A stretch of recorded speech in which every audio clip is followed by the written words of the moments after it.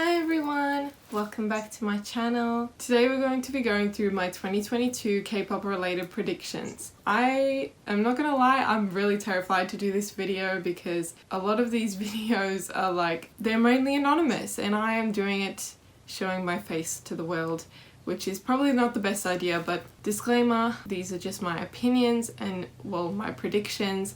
Please don't take them too seriously. It is most likely that none of them will happen, you know, the possibilities are endless. This video is purely for entertainment and enjoyment, so please don't take it too seriously. But I guess we'll get right into it.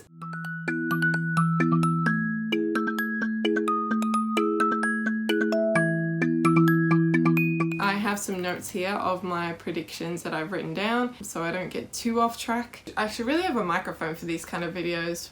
I'm hoping to get one soon. I feel like it'd add to me like commentary style, you know. Subscribe so I can buy a mic. I'm joking. Only if you want to. So my first prediction for 2022 is that one or more of the NCT members will have an official solo debut. I mainly put this one here because it's something I've been manifesting for a really long time. I really want Taeyong to have a solo debut because, well, he's right here. Because I love him so much and like, I just think he's so incredibly talented and it's about time. Like he would produce, like we already know he produces amazing music, but I think it's highly possible that this may happen, and there's a lot of like highly competent members in the group other than Taeyong, of course, that I would love to see their individual talents and styles highlighted through a solo work. I think 10 is probably the most likely to have a solo debut because he's already done a lot of solo music already, and I feel like that would be a really good financial decision for SM to do because he's quite popular. And also I adored Paint Me Naked this year, which was like just a random digital release that he did, but I think a mini album from 10 would be so fun, and like he can basically pull off any concept, so I'm not sure what concept it'll be. Yeah, that would be really awesome. And honestly, having like a fixed unit of like 2 or 3 members of NCT doing a debut together, similar to like XOCS or something might also be fun, but like with NCT's whole rotational unit concept with NCT U, I feel like that might get a bit confusing, so they might not do that. I think that because there's so many members in NCT, it would be a really good idea to make some of them go solo, just so we can actually see their individual talents, because sometimes it's hard, you know, to focus on every single member when there's literally so many of them. So going solo would be a really good idea, I think, but you know, we'll have to see. I'm manifesting one of them too. Yeah, my second prediction is, as for the HYBE new groups, because they're planning to debut quite a few groups next year, I think the group coming out of Ireland and the trainee A boys will have the most success. Honestly, thinking about all the groups that HYBE has planned to debut for next year really stresses me out because I love HYBE groups, so I'm like, am I gonna stand all of them? I don't know. Like I'm not planning to, but knowing me, it could possibly happen, you know? But I honestly think that ultimately the other groups won't be as successful as the aforementioned two, because as someone who watched Island season 1 and now Alt's the group that came out of the show, I will definitely be like watching Island again, and I generally think this season will have even more hype around it because we know what we know more of like what's actually going to go down, because it was a big mystery when the first Island season was a thing. Also, not to be biased, but like an amazing group came out of the show last time, so I feel like more people will be excited to see the direction the group will go in. As for the trainee A boys, they have been posting a lot on social media already, continuously throughout 2021, which is quite surprising coming from Big Hit, in contrast, because we didn't know anything about TXT pre-debut, but they already have a substantial fan base through this social media promotion, so I think it will result in like a great success. And as for concepts for both groups, I think they will be both heavily universe/storyline based, as are a lot of HYBE groups, and I'm not sure about the Island girls, but I predict that trainee A will have predominantly dark concepts to contrast with what the other big hit groups are doing. If you don't know anything about K-pop, this video makes probably no sense to you, all that trainee A and all these weird terms, I'm so sorry. But thanks for watching anyway, even if you don't. But yeah, my third prediction is, in saying this, I think the rookie market will be oversaturated in 2022. There seems to be a lot of groups from multiple companies lined up to debut next year, and I think it's going to be a bit crazy, and it's going to be even more than like 2019, which personally I felt like there was a lot of rookies in 2019. Correct me if I'm wrong, but I feel like it's going to be even more than that.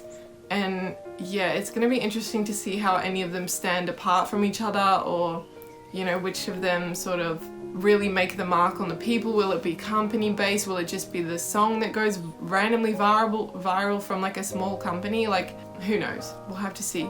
My fourth prediction is that the current 4th gen leading boy groups will continue to slay. Basically, groups like Stray Kids, TXT, ATEEZ, etc.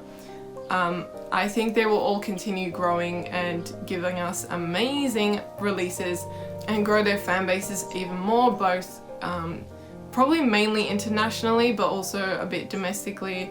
It depends on how they promote it, I guess, especially with JYP, because they promote Stray Kids in such a weird way compared to like the scope of their popularity. It's very weird. Anyway, I think there will also be room for groups to, like 1 or 2 groups to join them in that like leading 4th gen boy groups. Like when you think 4th gen, this is who you think of, sort of thing. Like ENHYPEN, I'm biased, I know, P1 Harmony and Treasure, depending on the extent of their activities next year. My 5th prediction is that I think Blockberry Creative, or BBC, will continue to ruin Luna's uniqueness. I've seen a lot of people in the K-pop YouTube scene and other people that make these videos think that they'll go back to their old concepts, but like, I know I really want that to happen too, but I just don't think they will. Like, their music has basically gone downhill for me anyway since like So What era, even though I do really like those songs, but they're just not unique and they don't stand out amongst the rest of the girl group market. Paint the Town, their most recent release, I think it was a decent song, so similar to like many other badass girl group songs that also came out this year. And like, I was personally really disappointed in Paint the Town. I don't think I added it to my playlist because I was just really not into it. I think the majority of their popularity comes from their unique sound and their concepts that were established early on in their career, and I feel like if they continue to stray away from it and continue down this sort of girl crush sort of vibe, I feel like they'll just fade into the crowd of like all the other girl groups that are around right now, which really sucks because I really want Luna to do well. And yeah, I think they're a really awesome group. Prove me wrong though, it'll be really awesome if they prove me wrong. Oh my god. My 6th prediction is that Stacy and aespa will continue to rise in popularity and become two of the leading 4th gen girl groups. I don't really have much to say about this prediction. I just think they had so much going for them this year, and I'm really excited to see what they do next.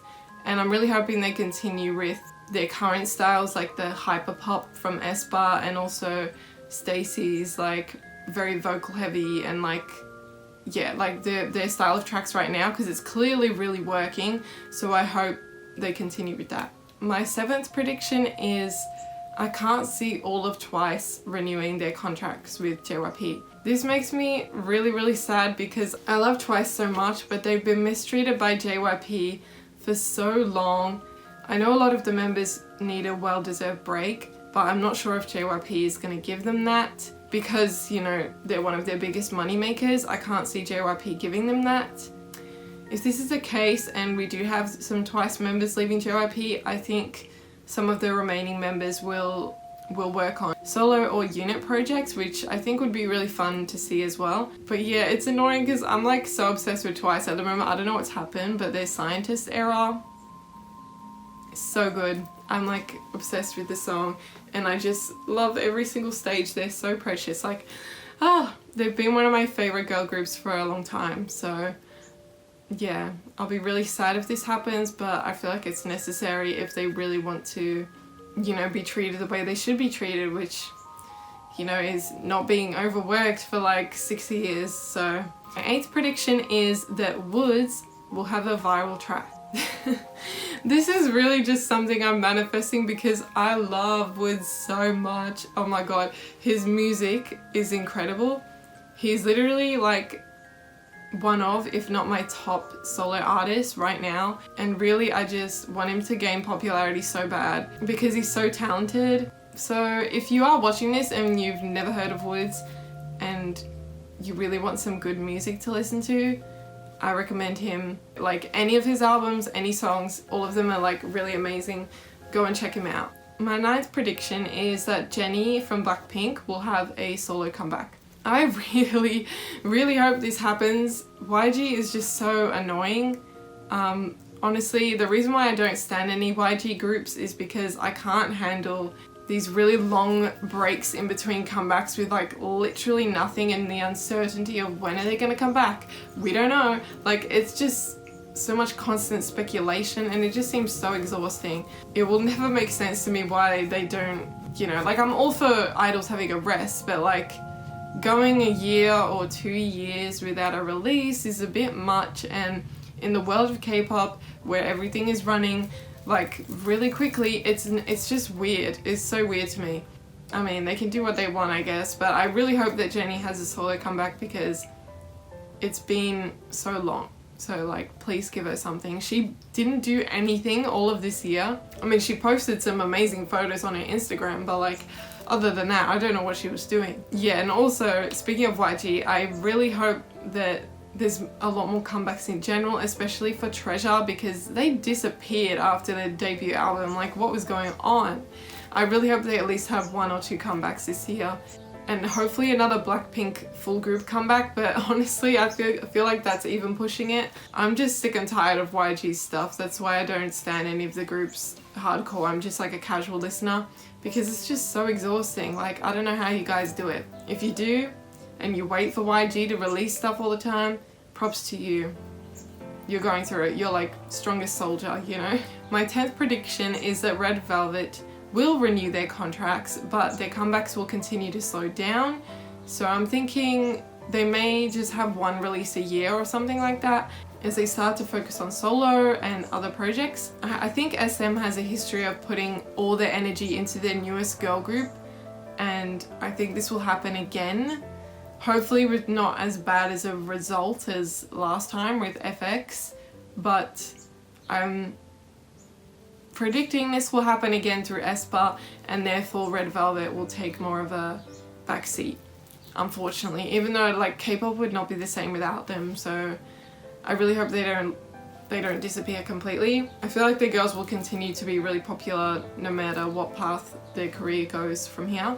My 11th prediction is, I don't have much to say on this one, but I think there are some 2nd gen reunions on the cards, most likely girl groups. I've seen a lot of people talking about this and I feel like it's definitely possible. It'd be really fun to see. Just even like a special single or anything like that, it would be really cool, or a performance even. I know 101 is doing a performance at Mama this year and I'm so excited. Like, oh my god, when I first got into K-pop, I know they're not girl groups and I was talking about girl groups before, but when I first got into K-pop, like 101 was popping off and I saw them at all the award shows and I was like, oh my god, their songs slap.